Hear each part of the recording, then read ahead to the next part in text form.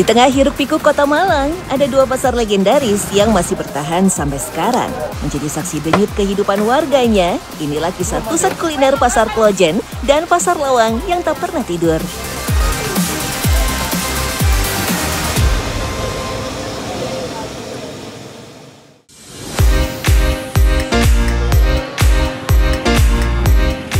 Terletak di Jalan Cokro Aminoto, Kota Malang, bisa dibilang sebagian besar pengunjung datang ke Pasar Klojen untuk berburu aneka makanan.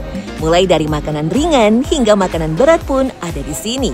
Maka wajar saja jika hampir 90% lapak diisi oleh pedagang makanan.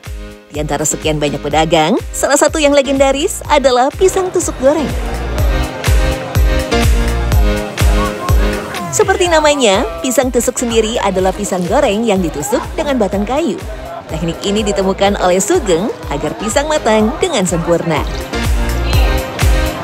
Matangnya sampai dalam.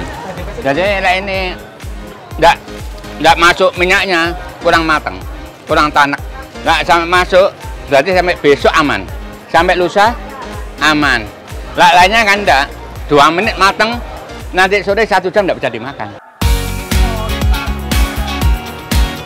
Sampai saat ini, Sugeng masih memakai resep yang sama persis. Salah satunya adalah pemakaian daun pandan yang turut digoreng bersamaan. Tak sekedar aroma harum yang semakin membuncah, daun pandan juga berfungsi untuk menetralkan bau minyak bekas gorengan. Pandan juga bisa membantu minyak lebih stabil dalam suhu sedang, sehingga pisang goreng matang secara merata. Harumnya kan kelihatan, rasanya juga mantap. Kan ini air pandan ini, tepung gaplek, singkong. Ya air aqua itu. Iya, tapi ada. Iya pandan. Kemudiannya sekian, direbus. Iya, bukan istilahnya bukan obat, asli. Alami. Iya. Telah ada sejak tahun 80-an, Sugeng yang kini telah berusia lebih dari 70 tahun merasakan betul penyesuaian harga yang drastis. Awalnya, harga pisang tusuk goreng hanyalah Rp1, sampai kini mencapai Rp7.000 per buah. Meski menjual jajanan tradisional lain, pisang tusuk goreng Sugeng tetap menjadi idola. Selama 40 tahunan, Sugeng tak sekedar menjual makanan, tetapi juga nostalgia. Pasar Klojen dalam beberapa catatan dibangun sejak tahun 1934 sebagai bagian pembangunan awal Kota Malang.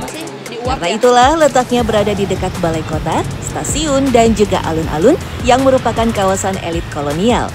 Dengan konsep denah yang tertib dan atap yang tinggi, pasar ini menggambarkan gagasan kebersihan dan keteraturan Eropa dalam tata kota.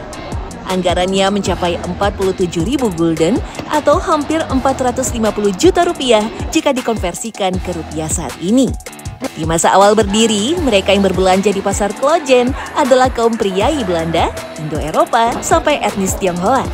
Baru setelah kemerdekaan, pasar mulai dikelola oleh warga sekitar. Tetapi yang tak berubah, Pasar Klojen tetap menjadi destinasi pembeli sekaligus wisatawan. Tak hanya Pasar Klojen, warga Malang juga mengenal Pasar Lawang yang tak kalah legendaris. Terletak di Jalan Raya Provinsi penghubung Malang dan Surabaya, tepatnya di Kecamatan Lawang, pasar ini nyaris tak pernah tidur. Selama 24 jam penuh, pasar ini menjadi tujuan para pelintas untuk sekedar berhenti ataupun beristirahat dan menjadi pusat keramaian bahkan ketika menginjak dini hari. Madura itu yang banyak dari Madura. Kemarin Ibu Kepala Pasar dari Madura juga foto-foto sama saya juga. Ya sekalian lewat, mau pulang itu buat oleh-oleh itu. Ya mungkin harganya agak murah di saya daripada di sana. Itu murah di sini. Saya ngambil keuntungan dari seberapa banyak itu. Pokoknya lancar gitu. Meski sepanjang hari buka, akan tetapi Pasar Lawang baru ramai ketika hari mulai gelap. Semua bisa ditemukan di Pasar Lawang, dari sayuran, daging, sampai makanan siap santap. Ginem sendiri mengaku telah puluhan tahun berjualan di Pasar Lawang, bahkan sampai beberapa kali berganti produk jualannya. Iya, waktu dari itu ya sejak kecil saya jualan rujak-rujakan itu, ketimun, kayak dontong, kayak apa itu ya, bukan rujak-rujak itu. Terus lama-lama saya bisa jagung dulu, jagung biasa itu banyak sekali itu. Habis gitu terus jagung manis itu, habis jagung manis ini sayuran gitu ya. Setiap harinya Ginem berjualan mulai dari pukul 10 pagi hingga jam 5 pagi. Jadwal ini berkaitan dengan kesegaran sayur yang sangat bergantung pada suhu. Pada malam hari, udara di kawasan Pasar Lawang lebih sejuk sehingga sayuran tidak cepat layu. Kualitas dagang yang masih prima sehingga tampak menarik saat dijajakan. Meski semua itu tentu membuat Ginem harus pintar mengatur waktu istirahat. Malam itu banyak yang belanja meja-meja laki-laki itu dari mana tuh, dari Pasuruan, dari anu tuh banyak malam itu. Kalau siang orang belanja nih buat makan sendiri, agak sedikit gitu. Kalau malam sih banyak. Uniknya, pedagang Pasar Lawang juga punya tradisi urunan lapak alias patungan menyewa lapak. Karena itulah, satu lapak bisa saja diisi oleh 3 penjual dalam kurun waktu 24 jam. Salah satunya adalah Dasika yang menjual aneka kue tradisional seperti lupis, tiwul, horok-horok, sampai klepon. Jamnya itu kan keputar jam segini, bagian ibu yang jualan kue pagi itu ya, oh enggak sih, malam jam 12 nanti sampai pagi gitu. Terus paginya jam 7 sampai jam 12 itu yang orang jual-jualan seperti es, dawet gitu, kayak tahu campur, es campur gitu, bakso gitu. Terus setelah itu orangnya pulang jam 12 ganti saya. Saya tuh sampai jam 9. Iya, gitu. Sebetulnya tuh gitu. Jadi gak pernah tutup. Dengan sistem pembagian waktu lapak, pedagang pun punya waktu istirahat masing-masing. Hal itu juga yang membuat Pasar Lawang tak pernah tidur karena selalu diisi oleh para penjual. Setengah dari keseluruhan pedagang di Pasar Lawang sendiri didominasi oleh PKL atau pedagang kaki lima. Mereka harus menyewa dengan tarif Rp4.000 per hari yang dibayarkan ke pengelola Pasar Lawang. Pasar Lawang memiliki sejarah yang erat kaitannya dengan posisi geografisnya sebagai pintu gerbang atau lawang dalam bahasa Jawa menuju Malang Raya. Keberadaan pasar juga tercatat sejak era kolonial Belanda, bahkan disinggung dalam catatan Thomas Raffles pada tahun 1830.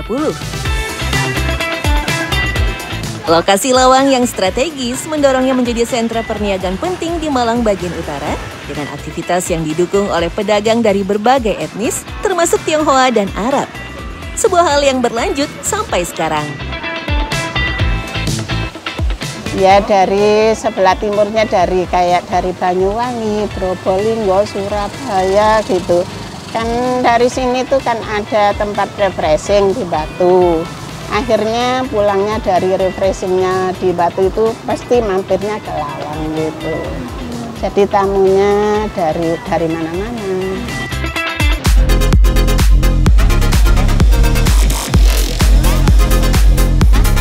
Setelah masa kemerdekaan, pembangunan Pasar Lawang yang dikenal saat ini dimulai pada 6 Juli 1992 dan diresmikan pada 25 September 1993. Pembangunan modern ini sebagian besar didorong oleh swadaya para pedagang.